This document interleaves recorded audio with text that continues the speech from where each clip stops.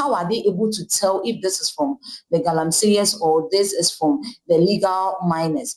Is your government able to tell the difference between gold from galamsey and gold from regular concessions? If it's from illegal sources, it's from legal sources. At least it's our land that is being destroyed.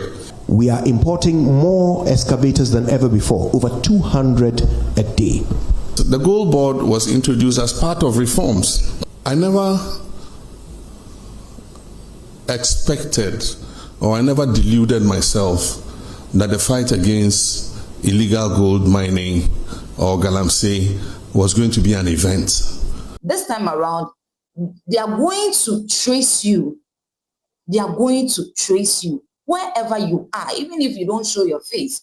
In the second quarter of the year, we saw a very bullish rise in the value of the cedi. We are not seeing the same in the third quarter. Mr. President, did you manipulate the performance of the cedi? $42 billion was taken out of this country. We know of this National Cathedral hole, and I want to know what you are going to use that hole for. His Excellency John Dramani Mahama meets up with the press, and that was yesterday evening around 8 p.m. prompt. And a lot of questions went on, a lot of answers went on.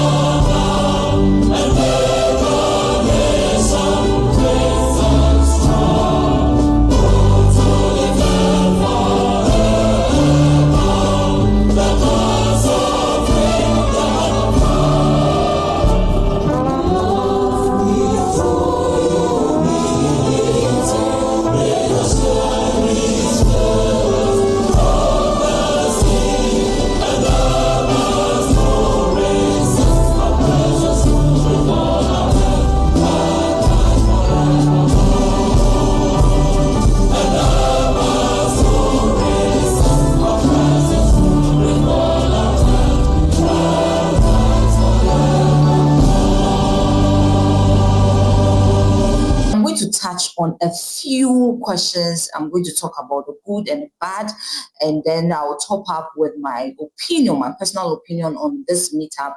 And then finally, I'm going to drop my question to Mr. President.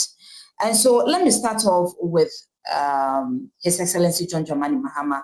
I would want to say a big congratulations to him on this particular meetup, because some time ago I heard from Paul Adumotre how he expressed his disappointment on His Excellency John Dramani Mahama for not meeting up with the press, and how he also applauded Donald Trump for, holding a lot of meetup with the press. John Mahama became president before Donald Trump. Count how many press conferences Donald Trump has done since he became president. 102. President Mahama has not opened himself up to the press. I've also heard from some of the media people talking about it that in the last 8 years, in the time of Nanado's government, about just 2 meetup with the press was held. And so for His Excellency John Dramani Mahama to have one in the first 9 months, I think this is a good one.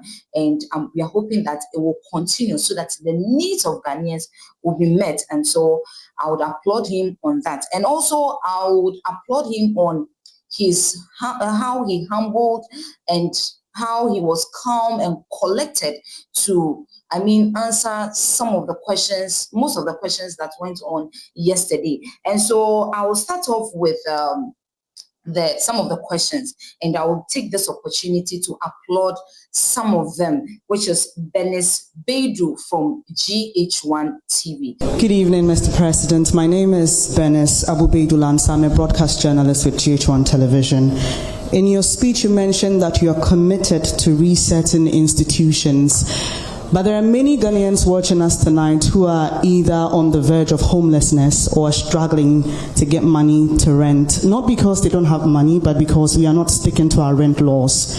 I just want to ask when your reset agenda will reach the housing sector, particularly for the State Housing Company Limited, in putting up real affordable homes for many Ghanaians, and the Rent Control Department in protecting vulnerable Ghanaians? Thank you very much. That was a good one there. She asked a question about the rent of accommodation here in Ghana, and His Excellency John Dramani Mahama answered.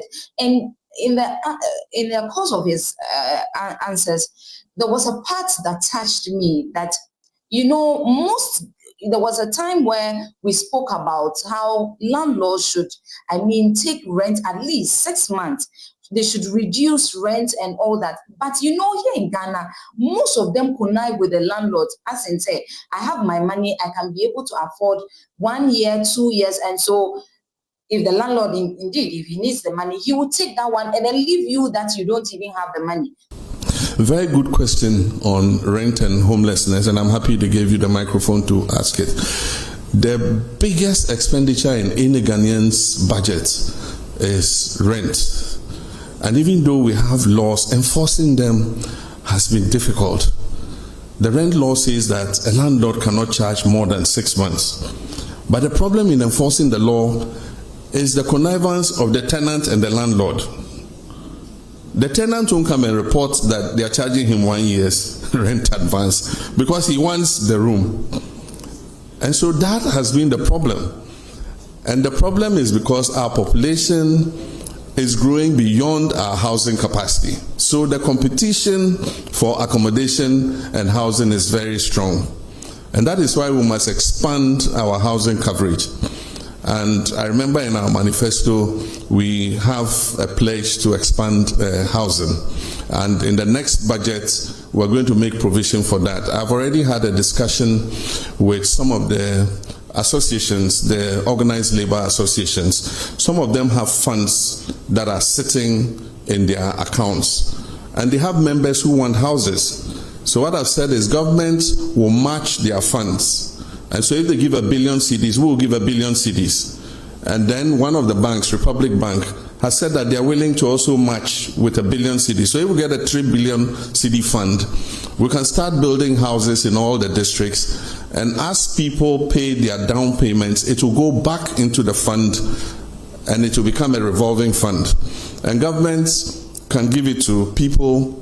I said if you have like about 15 to 20 years before retirement, you can take a house and we'll be deducting from your salary monthly, so that by the time your retirement time is up, you have your own accommodation to go to. And as we take those deductions, they will go back into the fund. So it becomes like a revolving fund so that we can increase the housing stock. But the Minister of Finance will talk about that when he reads the budget in November. So that is causing a whole lot of problem. And let me move on to Kojo Jansen from Joy FM. He also asked a brilliant question on Galamsey, and I'll applaud him on that, because we all can tell for a fact that Galamsey is one issue that is, hitting us so hard in this country. And out of this Galamsey, we have lost heroes of this country. First, it was Major Mahama some years ago. Recently, 8 heroes from Galamsey, and it's sad. He talked about how important it is to safeguard the water bodies and the forest reserves. But over the past 9 months since you became president, the turbidity levels in the water bodies have worsened, according to the Water Resources Commission. Ghana Water Company supports this by saying that they've had to shut down several treatment plants because the water sources are too polluted for them to process. Besides that, we know that there have been increased incursions into forest reserves for Galamsey. We've also heard from your transport minister that we are importing more excavators than ever before, over 200 a day. My question about this is about its effect on the economy. Recently, the finance minister has been touting the work of the Gold Board led by Sami Jemfi for being an anchor to the economy, especially when it comes to stabilizing the city. My question is, does your government know, is your government able to tell the difference between gold from Galamsey and gold from regular concessions, when the gold board is buying gold from local producers? And could it be, because so much of it comes from Galamsey, could that be the reason why we are seeing some reluctance recently in the fight against Galamsey, in the sense that the IGP's efforts have been stopped, and he's brought back his men from the forests? His Excellency John Dramani Mahama answered his question. I mean, he asked about how they are able to tell the gold, because they have spoken about it, that 9 months of in power, they've been able to achieve a lot from the gold sector. And so he's asking, how are they able to tell if this is from the Galamseyers or this is from the legal miners? I never expected, or I never deluded myself that the fight against illegal gold mining or Galamsey was going to be an event. I mean, definitely, there's no magic wand. The decay has eaten so much over the last 8 years that it's going to take a lot of work to be able to overcome it. And I didn't expect that in 18 months we would declare victory in the fight. As the livelihoods of about 4 million Ghanaians is on small-scale mining. And so it's going to be a process. It's not going to be an event. But we will not give up. We have a determination to get on top of it. The gold board was introduced as part of reforms. And if the gold board was not introduced, I mean, those who were taking the profits from the small-scale mining sector were the foreign traders who were taking that money away. In 6 months, we have exported over $6 billion. About $4 billion of that money was going to go into the private or foreign traders. And so the first thing is you shut the stable door so that the horse doesn't escape, which is what we've done. So if it's from illegal sources, it's from legal sources. At least it's our land that is being destroyed. So let us get the benefit of it instead of foreign traders. So that's the first thing. But if you go and read the gold board law, it has a requirement for tracking and tracing. And as I speak, the gold board is working with an organization to put on a track and trace system. And so they're going to see those who have legitimate license requirements so that they can assist them in responsible mining, so that we can buy that gold off them. Once we do tracking and tracing, it's in our interest, because then we can export under LBMA, and we'll get more profit from exporting under LBMA. So the gold board is not just about buying gold, it's also about financing responsible small-scale mining. And mind you, small-scale mining is not illegal in this country. It's provided for in our laws. It's just that in many cases, we've not even trained the miners about what responsible mining is. You just see anybody who gets an excavator just goes anywhere and starts digging and washing. But small-scale mining takes place in Australia. It takes place in Canada. And so as I speak, we are organizing a trip for the Small-Scale Miners Association to Australia. Australia has given us an invitation to bring them to come and see how small-scale mining is done without destroying the environment. And so that's something we're going to take an advantage of. And the gold board is leading, and the Ministry of Lands and Natural Resources are leading that charge. Only recently, our Minister for Lands and Natural Resources came back from Australia. And so we need to train these small-scale miners. The gold is a blessing that God gave us. It's a natural resource that God gave us to make life better for our people. It's just that the way and manner in which we are going about it is causing distraction to the environment. But it is the result of an increase in the gold price. And if you've read widely, you find that the same thing is happening in Peru. It's happening in several other countries because of the heightened gold price. And so for whatever little gold you are able to find, you get more money. Galamsey was not a problem when gold was $2,000 per ounce. But today, gold is pushing $3,600 per ounce. And because of the lack of jobs, jobless growth for several decades, there are a lot of young people who are coming out of school who have no job work to do. And so for them, that is the only livelihood. And so we must not think just about chasing them all over the place without providing alternatives for them. Because the alternative is that they should stay home and starve or go out and do something deviant. And that's why we came up with the cooperative mining concept, for which we recently lost our colleagues. They were going to launch it, the first of its kind in Anglo, because one of the things we said was that we're going to let the big mining companies seed off some of their concessions. Some of them have 400, 500 miles square. And there's gold in some parts of those concessions that they will never mine because the grams per ton of ore is so low.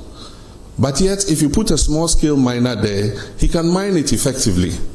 And so we've discussed with them and they've all agreed. And so Anglo Ashanti was the first. They've cut a part of the concession. And that is what Omani and Murtala and Co. were going to launch, cooperative mining, so that we'll move the small-scale miners from the forest reserves where they are causing destruction and settle them on the concessions where the big mining companies have seeded. As I speak, Newmont has demarcated an area for these small-scale miners. And we have asked the big companies to mentor them and supervise them and make sure they do the right thing. So that was going to be an alternative for moving them out of the forest and other places so that they can mine under the supervision of those companies. And that's where our colleagues were going when the helicopter crashed. And so it's a program that we're going to continue so that we can give them an alternative, not just go chase them around without finding something else for them to do. And so that's something we're working on. There was an admission over there. He admitted that whether it's from this or that, the fact that they are able to help the economy, I think is a good thing. But he has also answered that the small-scale miners, they are arranging on a trip for them so that they can go and learn so that it will make whatever they are doing better. And also, he has also spoken about how he's going to fight the galamsey, which is that these galamseyers, when they take them off those sites, what job are they going to do? So His Excellency John Dramani Mahama stated that he was going to put things in place so that they can get jobs to do once they are taken from those sites. And we all can agree that we are all crying that there's no job in the system. This is not to say galamsey is something good or something we're going to look at it to slide like that. But they need to get jobs doing it, especially when we are hearing that these people, look at what happened at the site, military men versus this galamsey people. It's not something good that we need to be seeing. Also, looking at how people are threatening the government on social media, a whole lot of things happening on social media when it comes to this galamsey. And so I would urge you that when it comes to situations like this, the government is working, but let us also come together hand in hand with the government so that we can achieve whatever we want. As private entities, if you've got jobs available, please call on these galamseyers to come and then do it so that they can get off this galamsey site. Honestly, the government is also trying his possible best to do something about this thing. So, like they say, we all have to get involved to make it better. Now, let me move on to Sadiq Adams. I would also applaud him on that. He asked a question about the new media. Good evening, Mr. President, and thank you very much for this opportunity. My name is Sadiq Adams from Angel TV and Angel Radio. Mr. President, the question is on national unity and peace. There has been a recent spate in social media accounts created by unidentified people purported to be representing ethnic and tribal groups. We have seen some vile attacks, pockets of that on social media, TikTok. There has been a number of them, and we observe over 50 that has been set up particularly to attack and inflame ethnic passion and tribal issues. If your security agencies have taken notice of this, what are the measures being taken to ensure that our national unity and cohesion is protected by education and sensitization, as well as trying to put this in a context of not suppressing freedom of expression, as well as maintaining the national cohesion that we have because of these kinds of threats and attacks from social media on ethnic basis. Thank you. These days, we've been hearing of this being picked up, that's being picked up on social media because of some of the utterances they put out there. You know, we are in the state of democracy, but that doesn't give us that zeal to be saying anything at all we want on social media. And so His Excellency John Dramani Mahama has stated that there's going to be certain measures that will help to regulate this new media. The last time the GJA came to me, I mentioned to them that as the world changes and new technologies come, we're moving from not having just the traditional media into having what we call the new media. These are all the new social media instruments like TikTok, like Facebook, like X, and all of them. And so the traditional sense of journalists like you, most of you trained and working in media houses that have a corporate identity and can be held responsible for the information that you put out, is beginning to change. We have a new crop of I'll call them neo-journalists, who anybody with a phone and a camera can report news or comment on national issues. Now the point is, who holds those people responsible? And that's what he's saying. If you go to some of the WhatsApp platforms, or you go to some of the commentaries in the TikToks and others, we have what we call hate speech, incitement to violence. Those are criminal. Despite the fact that we have removed the criminal libel laws, there are some laws that make such people accountable. Because if we don't regulate that sector, it can lead this nation to war. There are some of the incendiary statements that have been made in the Boko situation that are fueling some of what is happening there, making people hate each other and see each other as enemies. It's been the same in the Gonja Brefo thing. Some people fanning and inciting violence against each other. This falls in the ambit of the National Signals Bureau. And so the National Signals Bureau now has the technology to use your IP number and find you wherever you are. So I'm sending a signal to Ghanaians that we can find you those doing those hate speech and things. We'll use your IP number, we'll trace you. And when we trace you, we'll deal with you under the criminal code for inciting violence and disturbance of the peace. But I believe that beyond that, we must start making regulation for this new media because it's unregulated. And so anybody just takes a phone and says, oh, this plane crash, I wish that so and so had been the one in the helicopter and had died, and dwarfs have eaten him in the forest. I mean, why would you say something like that? And so we need regulation for that new emerging media. But in the meantime, the National Signals Bureau has been given the full authority to track down people who do that kind of thing and bring them to be sanctioned under the criminal code. Because these days we can all tell that once you get a phone, you sit on social media, people say whatever they want to say, and which is not bad. His Excellency John Dramani Mahama has addressed all this. And he's saying that this time around, they are going to trace you. They are going to trace you wherever you are, even if you don't show your face and you hide behind social media, you hide behind new media to be putting out hate comments, to be putting out false news and all that. You will be traced. And so take note of that. Now, I will upload Kemeni Amano of TV3 General Media. That was a good one there. I'm the host of TV3's Hot Issues. We look forward to your return to the iconic show. I want to talk about the local currency, the cedi. In the second quarter of the year, we saw a very bullish rise in the value of the cedi. We are not seeing the same in the third quarter. So far, we are told that it's lost about some 13%. When it was on its rise, the IMF had warned that the country was over-interfering, which is why we were seeing the performance. My question tonight is, Mr. President, did you manipulate the performance of the cedi? Is that why we are seeing the cedi fall as quickly as it is today? How do you explain this decline in value in such a short period of time? And what's the plan to revive it? You know, the moment this government came in power, we saw how the cedi was performing. Now we've heard that it is depreciating again, and so there is a cause to worry about it. And now His Excellency John Dramani Mahama has stated clearly that he never stated that he was going to take the cedi to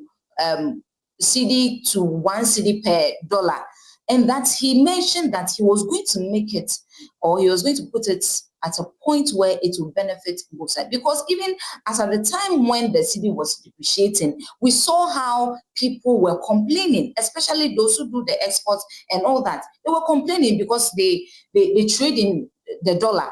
Also, we saw how this cocoa farmers were also complaining because as much as this is concerned, they sell this cocoa in dollars, and so definitely it will come down. It is about stopping rapid depreciation of the currency. Almost every currency would realize either depreciation or appreciation in the course of a year. But when you have steep depreciation of about, like we had in 2024, 25% depreciation in the currency in the first half of the year, it makes planning difficult. And so, yes, Bank of Ghana has been intervening in the forex market, but they've withdrawn. And what happened was that because of the rapid appreciation in the value of the cedi, we saw an exponential increase in imports, because then people could buy cheaper dollars and so they could import more, which is a natural economic phenomenon. But on the other side, exporters are not happy because they get less cedis for what they export. And so every country tries to find out a balance where exporters are able to do good business and importers are not overburdened by high forex rates. Where that lies, I don't know. I'm not a central bank. But the cedi is making an adjustment, and I believe that it will settle at a certain rate, and we will make sure that any depreciation that occurs in the value of the cedi is within a margin of about 5% per annum. That is what we target. And so for now, there's still speculation. It's also coincided with a period where we saw a reduction of 50% in remittances, because citizens in the diaspora were taken aback by the rapid appreciation of the cedi. And so if somebody was building a house, if he was going to send $100,000, it meant that he was losing a certain percentage of that 100,000. And most of them would decide to adopt a wait-and-see attitude and say, oh, no, as for cedi, it's not possible that the cedi can regain its value to that extent. By all means, it will go up again. So I'll hold back my remittance until the cedi goes back up. So we saw a 50% reduction. But there were also some other factors. There were some money transfer companies that were collecting cedis abroad and not repatriating collecting dollars abroad and not repatriating the dollars. There were other which we're investigating. There were other cases where people applied through the commercial banks for foreign exchange to cover imports, and those monies are transferred to pay for imports, but the imports never came into Ghana. And we've studied a period of 4 years, and over the period of 4 years, about $42 billion was taken out of this country without the corresponding imports coming into the country. And so we started sanctioning some banks, and soon we'll start interrogating some individuals who ostensibly took money out against imports but never brought those imports. We want to know what happened, and if there was wrongdoing, to sanction whoever it is. While we work to stabilize our economy and improve the value of our currency, we must protect that currency, because a strong CD is good for all of us. But when that happens, some people try to take advantage of it, and I think that we should all condemn anything like that. You get it? So, I mean, we should all come hand in hand to work towards this, but His Excellency John Dramani Mahama has promised that he's going to stabilize it. He's going to make it at a point where it will benefit everybody. Also, even those who receive money from outside, they were also complaining because the cedi was depreciating.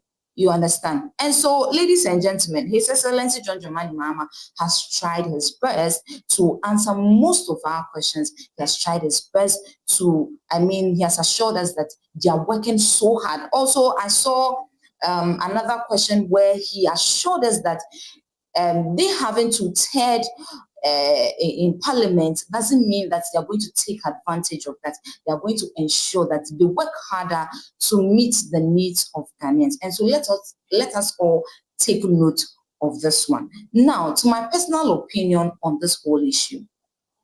Most of the media people are talking about the time, and truly I don't think 2 hours was enough for these people. And also the first 30 minutes with the speech, I don't think it was a good one. At least just let the speech rest, and then this is a time between the media, between you and then the media, so just allow them to ask their questions. And also to the media, I think before you come in there, you come together as a team. I personally think you are not going there in the name of your media station, but you are going there in the name of Ghanaians. You are going there to ask questions for Ghanaians. And so whoever is asking the question, it's going for Ghanaians. And so please, next time when the government call on the media for a meeting, please come together. Know the questions you are going to ask the president. So that your questions will be answered. If you have a follow-up question, you'll be able to ask. Because, the governments also have to go and then do other things to meet the needs of Ghanaians. So they cannot use the whole day to sit there and then be asking questions and then be answering. But at least, I think next time, half a day will be okay, instead of 2 hours. And later in the evening too was so bad. It should be during the day so that everybody can be able to have that energy to ask whatever questions they want to ask, and also to be able to have very good answers from the president. And so that is it on my personal opinion on the meetup with the press. Now, to my personal question to His Excellency John Dramani Mahama. My question is that, what are some of the measures you're going to put in place to reinforce the sanitation problem we have in Ghana? Because me, as a woman, I'm unable to go to the market these days. Because these days, when you go to the market, you see half bola, half people selling on the market. Someone is selling here and there's bola just beside the person. This is so uncalled for, and it's not nice at all. Just as we are fighting against Galamsey, this is also an issue that can cause that we will lose lives in Ghana. And so please, I want to know how the measures we can put in place to solve these problems. And also, we know of this National Cathedral hole that was used, that $97 million was used in just that hole. And I want to know what you are going to use that hole for, or that kind of space for. Because the fact that $97 million was put in just making that hole means it can't just go waste like that. Definitely something will be done about it. And so currently, what are you going to do about it? Because now it is raining, the hole is there. Definitely it will be filled with water. And it's being filled with water turns into a stagnant water. And we all know that stagnant water breeds mosquitoes. and mosquitoes, malaria. So what are we doing about that particular goal? His Excellency John Dramani Mahama, well done again on meeting the press. We are hoping that all these questions that have been asked, all these answers you are putting in place, all these things that you have told us that you are going to do to meet the needs of Ghanaians, we hope that you do it to save Ghana. Ladies and gentlemen, this is where I end with you.